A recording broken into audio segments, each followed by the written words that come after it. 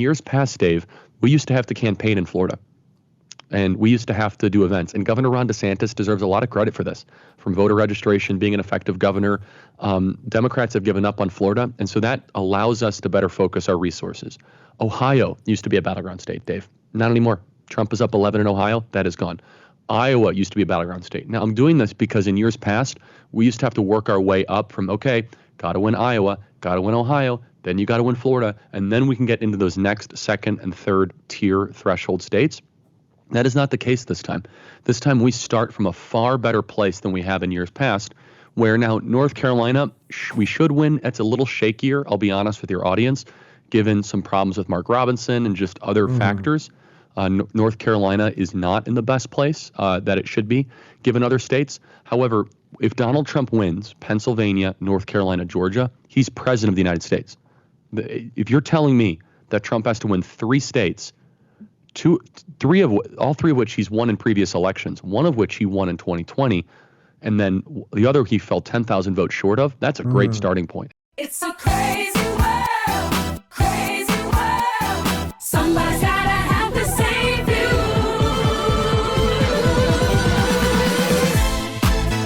It's a crazy world. It's a crazy world. Somebody's gotta have to save you.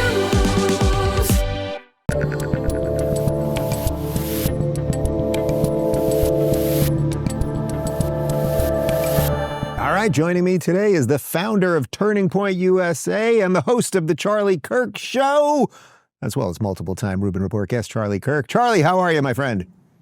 Dave, I'm doing great. Great to see you. Thank you for having me. And you've been so good to me and us throughout the years. So I want to make sure I express that gratitude, and great to be back.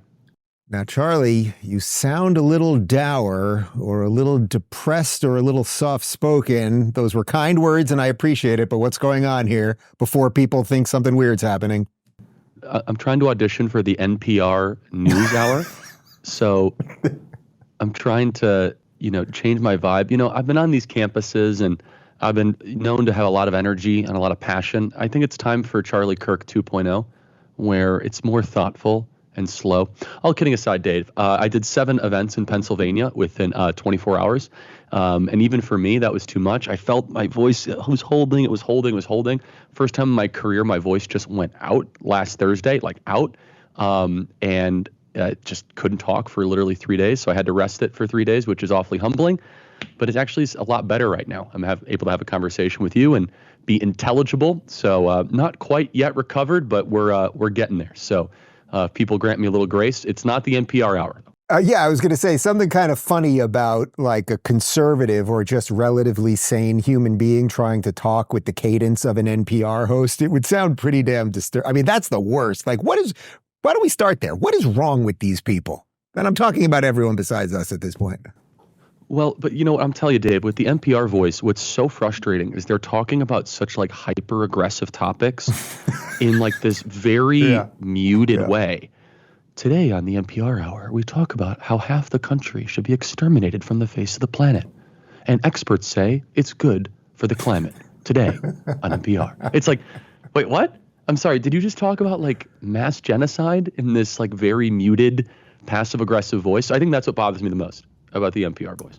I always say under that very thin veneer of pleasantness, there is something very, very nasty with most of these people. But let's dive in. We've got about a half hour together. Obviously a lot going on. We're 30 plus some odd days out from this election. Let me start with the most broad thing. I mean, obviously you're well within the Trump universe and helping fight on campuses and elsewhere. How are you feeling at this moment about the election? I feel better than I did in 2020, for sure. I think Trump's in a much better spot. I feel better than even where we were in 2016. With that being said, given the environment, I would think we should be feeling even better because this election really should not be competitive or close given the economy, given the southern border, given the kind of the status of how things are in the country, how people view how things are going in the country. Kamala Harris's campaign team is brilliant. She's receiving coaching very, very well. Dave is someone who's brilliant in broadcasting. I'm sure you see how she constantly is uploading new one-liners, and she's trying to de-emphasize the cackle and the laugh and try to turn it into something that she isn't. But yes, as far as the map and what's going to matter, here's the good news, Dave, and I give you full credit for this. Florida is no longer a battleground state, so thank you, Dave. Thank you. Happy to help. You know, it's my way of giving back. I to the give country. Dave 100% credit. You know, it was a battleground state until the Rubin Report moved down to Miami. But that's a big deal. In years past, Dave, we used to have to campaign in Florida. And we used to have to do events. And Governor Ron DeSantis deserves a lot of credit for this. From voter registration, being an effective governor, Democrats have given up on Florida. And so that allows us to better focus our resources. Ohio used to be a battleground state, Dave. Not anymore. Trump is up 11 in Ohio. That is gone. Iowa used to be a battleground state. Now, I'm doing this because in years past, we used to have to work our way up from, okay, got to win Iowa, got to win Ohio, then you got to win Florida, and then we can get into those next second and third tier threshold states. That is not the case this time. This time we start from a far better place than we have in years past, where now North Carolina, we should win. It's a little shakier, I'll be honest with your audience, given some problems with Mark Robinson and just other factors. North Carolina is not in the best place that it should be, given other states. However, if Donald Trump wins Pennsylvania, North Carolina, Georgia, he's president of the United States. If you're telling me that Trump has to win 3 states, all three of which he's won in previous elections, one of which he won in 2020, and then the other he fell 10,000 votes short of, that's a great starting point. And we're not even getting into Wisconsin, which was 21,000 votes short in 2020, or Arizona that was 10,000 votes short. And so it's a great map for Trump. What should happen is that it should break in Trump's favor somewhere around mid-October. However, we can't underestimate Kamala Harris and their team's ability to chase ballots, register voters, engage in early voting. And so I remain saying this is a 50-50 election. I think Trump has a 50% chance of winning. That is a bold prediction, my friend. 50% Trump, 50% Harris. Pretty good. Well, let me ask you something that's actually a little trickier for guys like us to talk about and still be able to make a living, which is that I think a lot of people right now are worried that there are going to be some shenanigans. We don't have to relitigate 2020, but I think a lot of people are worried that it's going to be the day before the election. We're going to see weeks of massive Trump rallies. We've seen this kind of new coalition of RFK, Tulsi, Elon types come around. We're not seeing a lot of people break the other way, really. And everything is going to feel like Trump is going to win, and we're just going to wake up the next morning and he will not have won. How worried are you of that? That there's really no way, like I know, okay, we can all say 50-50 or whatever, but that there's really just no way to gauge these things properly anymore because because there is no mainstream that makes sense anymore. So we're all kind of off in our own little universe trying to just get a touch point that makes sense. It's an important point. I am worried about it. And I will. This is where I'm different in the camp than some people. I think there's a limit to their cheating. I think like all things, there's only so much that they can cheat. For example, in the state of Florida, I think they would have loved to have Governor DeSantis not win in 2022. Well, he did by 20 points, okay? Meaning that there's a limit when you have enough public consensus and a good enough ground game. There's only so much the other side can do shenanigans or tomfoolery or whatever. That's number one. Number two, where we are emphasizing our focus on turning point action is the people who agree with us that do not vote. There are tens of millions of people that stay at home and decide not to participate and not to vote, and their ballots are never in the system. So we think the best remedy to a very broken system is driving turnout, is to say if we have enough of our people turn out in record numbers, then we're able to overcome that. But Dave, I don't want to sugarcoat it, and I don't want to mislead your audience. What you just articulated might happen. And I don't say that as a way to make you cynical. I say that to people so that you know what you're dealing with, number one. And number two, it should actually give you more reason and more urgency to vote. What are you seeing that has changed over the last couple of years on college campuses? You and I used to do a ton of events together, 7-8 years ago. Our lives and businesses have gone in separate directions, so it's been a while that we've done something on stage together. But what are you seeing now that maybe we didn't see back then, or is it crazier? Did any of the craziness go away? I mean, it seems crazier, but you're out there. I will say this. I mean, and the videos and the pictures speak for themselves. And Dave, you remember the opposition. There's still a fair amount of opposition there. We just did an event at Penn State University. We do these Prove Me Wrong events where we have people come up to the mic and the videos go super viral. We had 3,000 people show up for Yeah, it this was event. awesome. We'll throw some B-roll in so people can see while you're talking right now. Yeah, and that's no spin. That's no BS. That's not like a bunch of people from like the local GOP meeting. And these are young students at a campus in Center College, Pennsylvania. Similar type crowd at University of Wisconsin-Madison. We're going Arizona State University, similar type deal. Here's the truth. Young ladies, super liberal, no doubt. Okay, very, very liberal. Young men, most conservative they've been in 50 years, and by far the most conservative I've seen them in the 12 years of doing this. What do you make of this new alliance that I mentioned earlier? This sort of RFK, Tulsi, Elon, I would say me, plenty of other people thing that has more come around. I don't think everyone is traditionally a conservative. And you and I used to joke for years, you'd always be saying, Dave, you're going to be the most hardcore conservative out of all of us by the end because you know what they are. But what do you make of this thing that's happening right now? Because, you know, to me, it's what America is all about, and that's really what Trump represents now. It disagrees. These people wildly disagree on abortion. They wildly disagree on foreign policy and a whole bunch of other stuff, but they love America. They love America and they love free speech. And to me, that is good enough. I can work with that.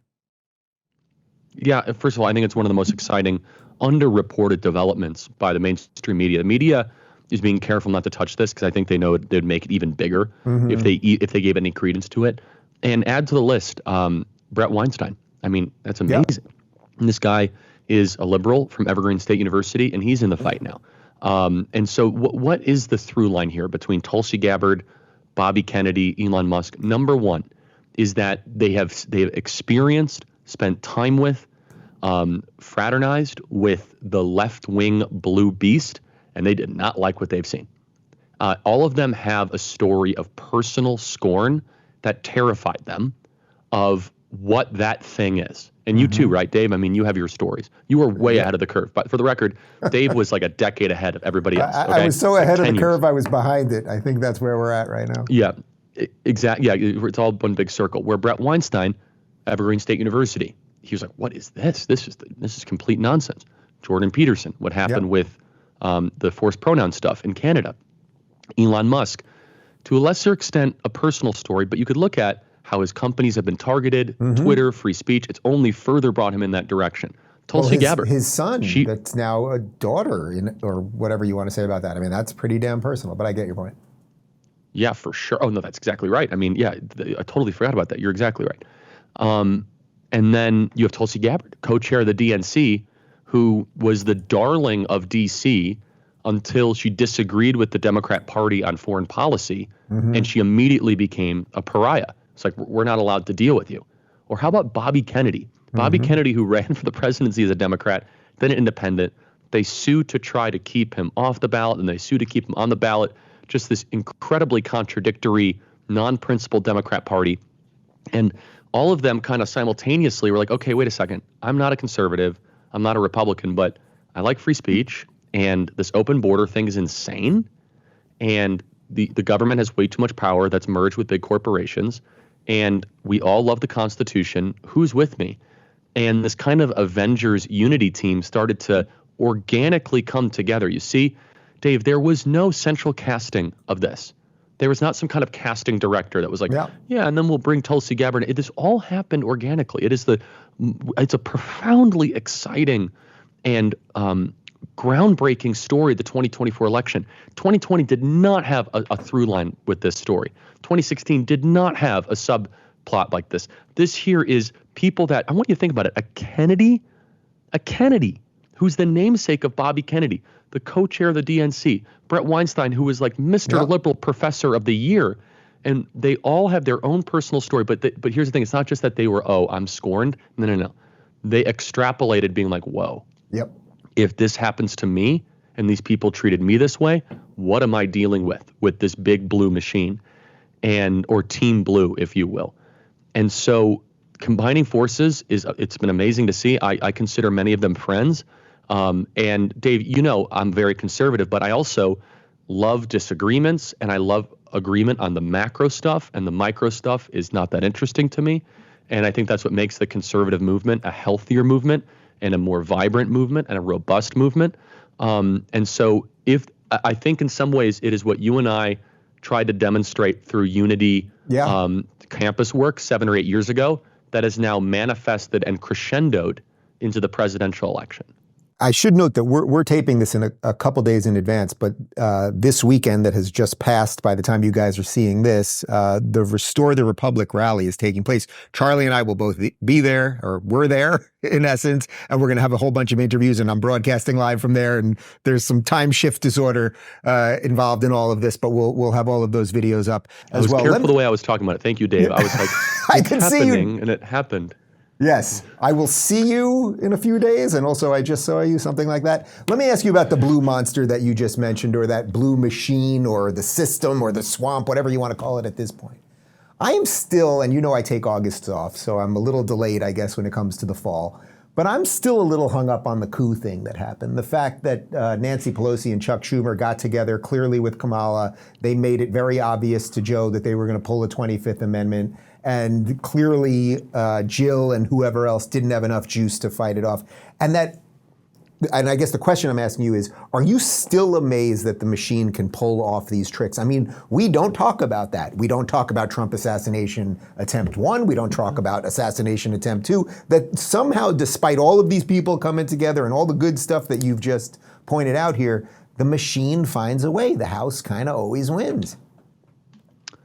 I am amazed by it, but what's more remarkable to me, Dave, is how they're able to quell rebellion and how they're able to keep any disagreement from bubbling up. That's what I find to be an interesting psychological mystery to me, where they're able to be like, okay, guys, we're the party of democracy. What we're going to do is put in a candidate with no votes. And if you disagree, we're going to destroy you. And everyone's like, cool. Yeah, absolutely. That sounds great. And again, this is why Bobby Kennedy and Tulsi Gabbard and these people are defecting, because it's completely insane. And it's so self-evidently bad for the country. Yes, and I think that we'd be clear, though, that the Kamala Harris thing, again, the media has been such an enemy to the American people and so awful on the Kamala thing. This was probably a plan that was many months underway. It was probably started around April or May or earlier.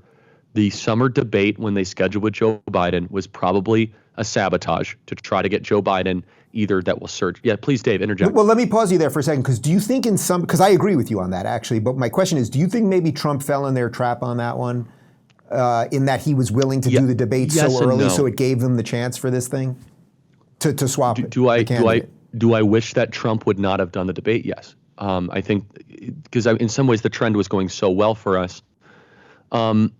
But you look at it from Trump's perspective, it's that he's the guy that's like, there will be no fight he'll say no to, especially against Biden, very personal. You have 4 years of pent up, I should be president and you shouldn't be, right? And understand that not all the data before the debate was nearly as decisive that Trump was going to win. There was polls that showed Biden up, there were polls. So it was still a little bit of a murky situation, right? But looking back at it, we're like, man, we gave the coup plotters the forcing function that they needed. Right. And with that being said, I still think we can beat Kamala, and we might. So I don't want to, complain all day long. But looking back, if a candidate who's not doing great wants a summer debate, we should probably put this in like our political strategy book for the next 100 years so our grandkids can learn this. Don't give them that. Don't give them that. Yeah. Right. So again, I'm not blaming Trump. He's a friend. Like, I get it. I understand the calculus. But I think we can look back. We can say, when they're not doing well, don't debate in June. Yeah. Right. Yes. I get it. I get it. It was very different at the time. I'm just saying in retrospect. And look, hopefully he wins and it becomes largely irrelevant. So. No, yeah. But looking at it now, we're like, man, that was the beginning of the end. And they were able to then put Kamala in. It's very clear that all these slogans, all these one-liners were workshopped ahead of time, broad new future on the all this crap, right?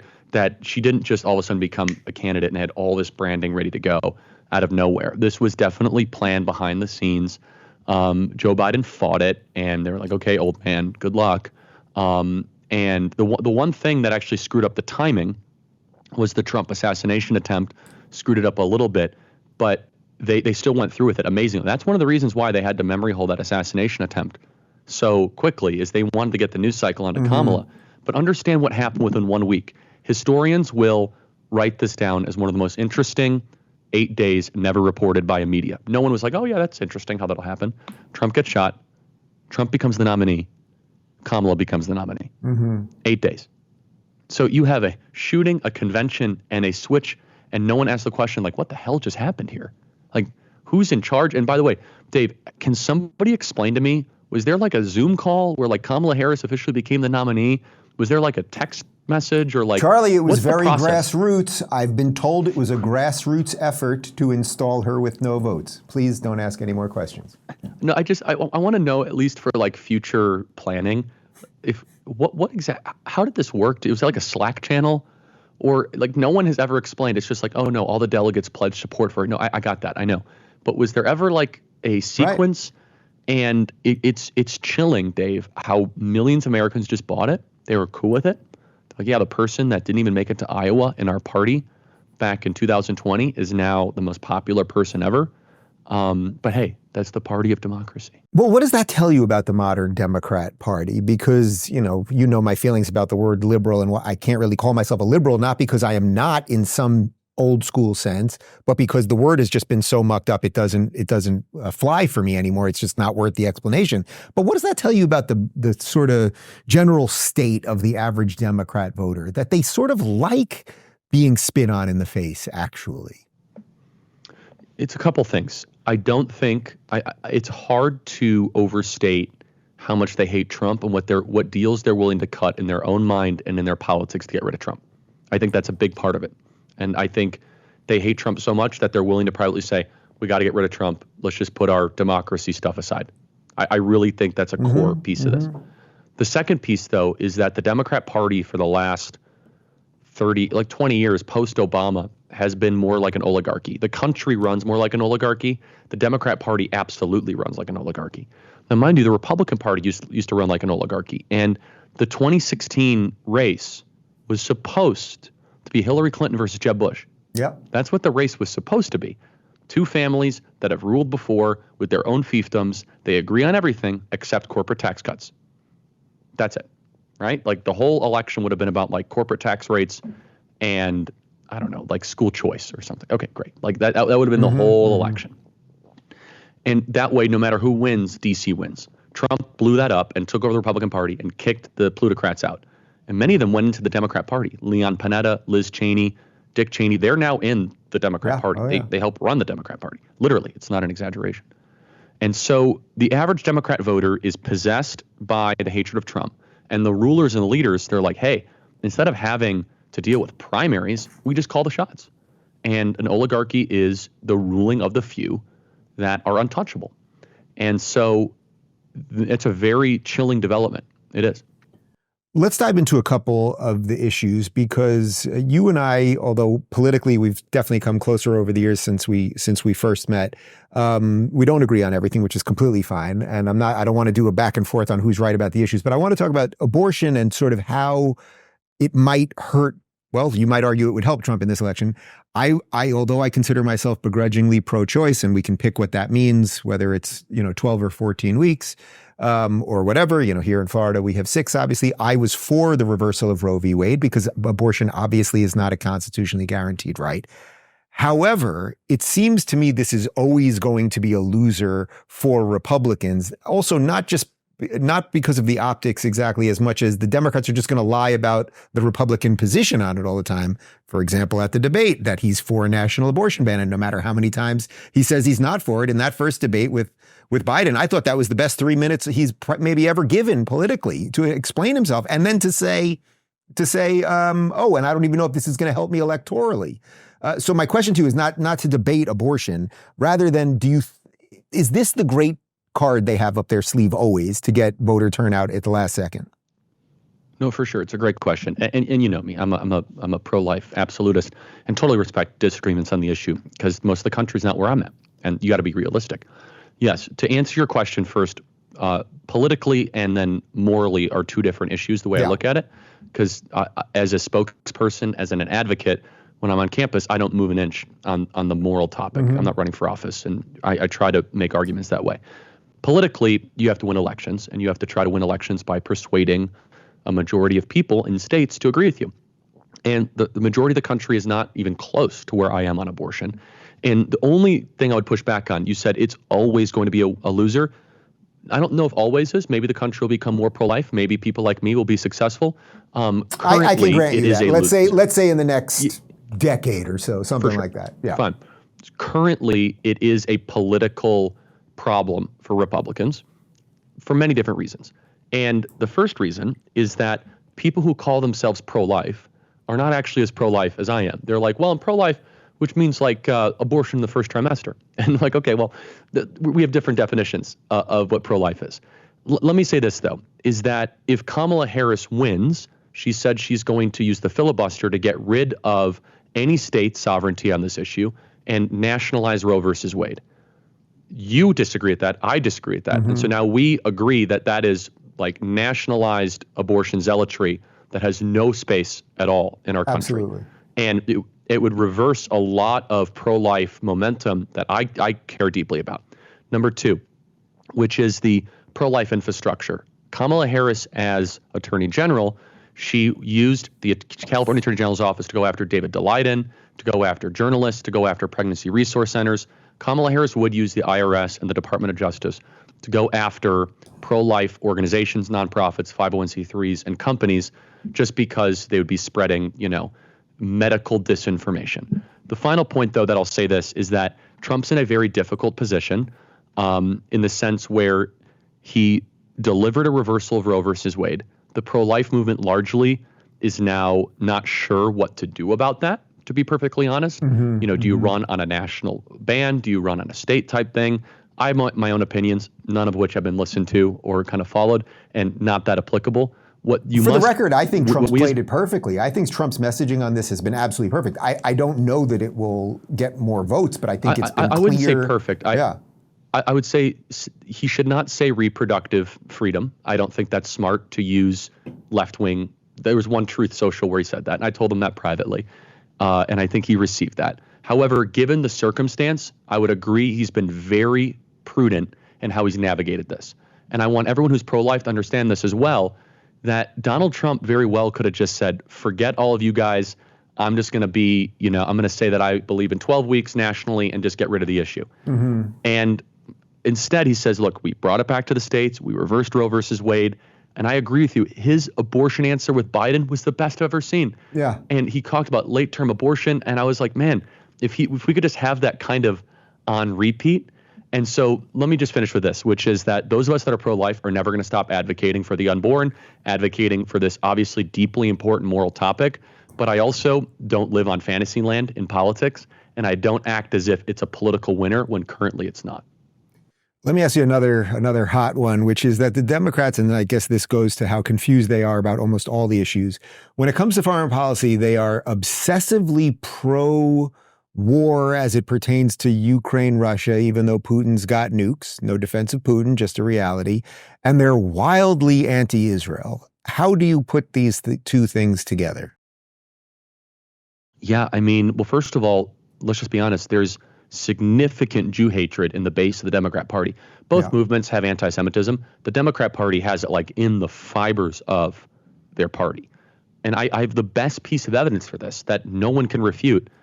Josh Shapiro should have been the vice presidential nominee. Pennsylvania might go to Trump, and I'm not saying this as like some sort of broad prediction. Just look at all the numbers on the ground and the chatter, and yet you have this very popular governor with a sizable political operation who just has one problem, Dave. He's a Jew. Yeah. Well, not a problem for me or you, but like for the Democrats, they were like, there's no way that they wanted to turn Chicago into a race riot about, what's happening in Israel. That's a big problem. That was an undercovered story that someone was actively discriminated against from becoming a vice presidential nominee simply because he was Jewish. Charlie, you'll find it interesting. He was my choice. When I left to go off the grid for August, one of the last things I said, I was like, I'll make one prediction. It's going to be Josh Shapiro. And I'm pretty sure I said it on air, if not on a backstage show or whatever. Like the only issue would be that they don't want a Jew. For sure. Yeah. And again, let's just repeat this, that he would right now be making Pennsylvania a far more competitive state, therefore massively increasing Kamala Harris's odds. When they chose this buffoon from Minnesota, Tim Walz, I was like, thank you, I guess. So that's number one. Number two, though, is that the base of the Democrat Party, they view Israel as a mistake. We view Israel as a miracle. Big difference.